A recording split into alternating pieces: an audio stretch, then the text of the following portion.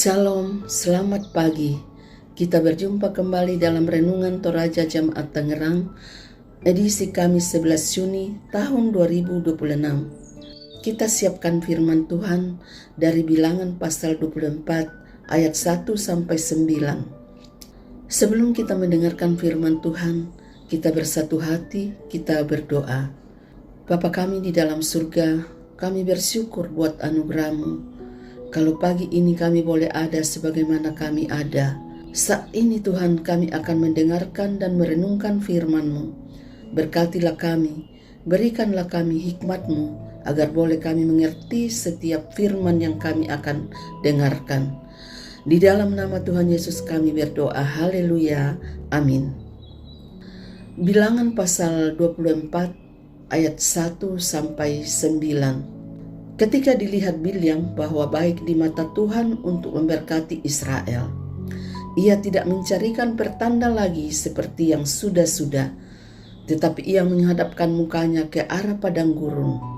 Ketika Bilyam memandang ke depan dan melihat orang Israel berkemah menurut suku mereka, maka roh Allah menghinggapi dia.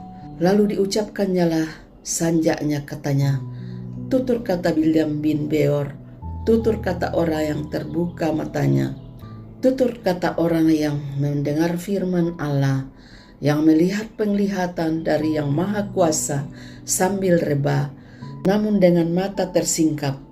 Alangkah indahnya kemah-kemahmu, hai Yakub, dan tempat-tempat kediamanmu, hai Israel, sebagai lembah yang membentang semuanya, sebagai taman di tepi sungai, sebagai pohon gaharu yang ditanam Tuhan, sebagai pohon aras di tepi air.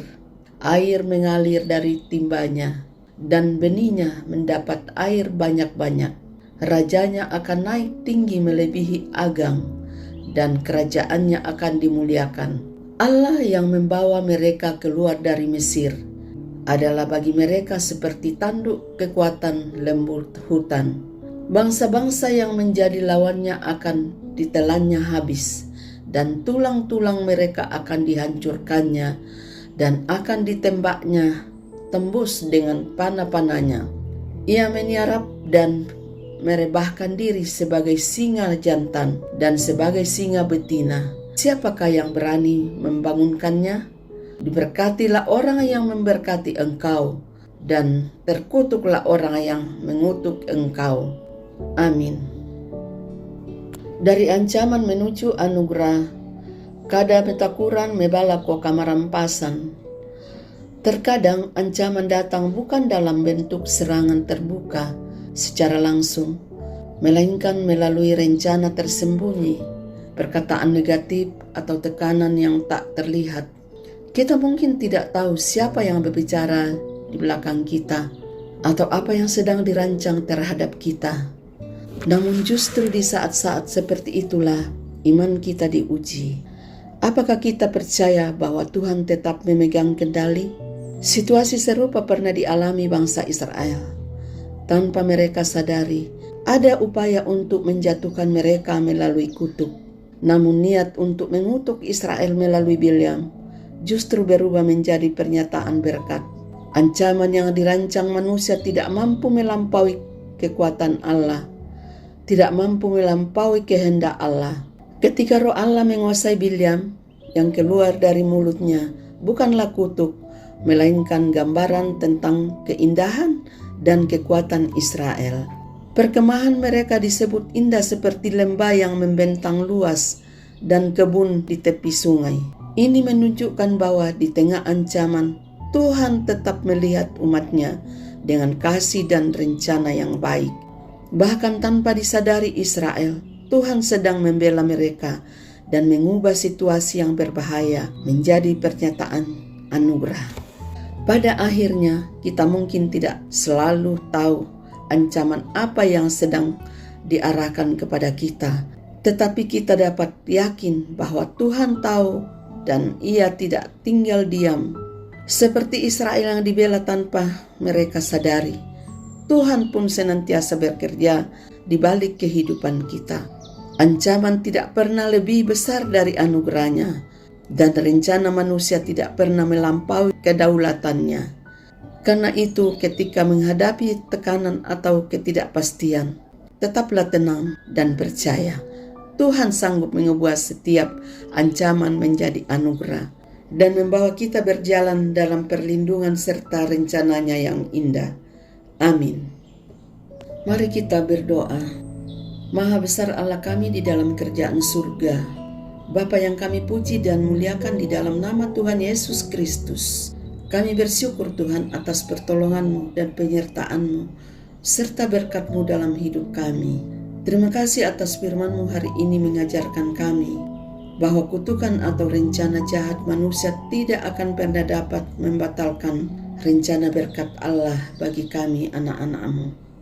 Sekuat apapun musuh atau masalah yang mencoba menjatuhkan kami, tetapi kami percaya bahwa rancangan Allah atas hidup kami tetap yang utama dan tidak dapat digagalkan oleh siapapun. Tuhan, ajarlah kami untuk tidak berusaha melawan musuh dengan kekuatan sendiri, melainkan hidup dalam persekutuan yang benar dengan Engkau. Karena kami percaya ketika Tuhan memihak kepada kami, maka tidak ada satupun kuasa di dunia yang dapat melawan hidup kami. Terima kasih atas segala kebaikan-Mu kepada kami yang begitu sempurna. Bimbing kami agar kami dapat melihat segala yang terjadi dalam hidup kami sebagai anugerah yang patut kami syukuri. Dalam setiap masalah ada jalan keluar yang telah Engkau sediakan bagi kami. Setiap kami mengalami kelemahan tubuh, ada bilur-bilur-Mu yang sanggup menyembuhkan kami.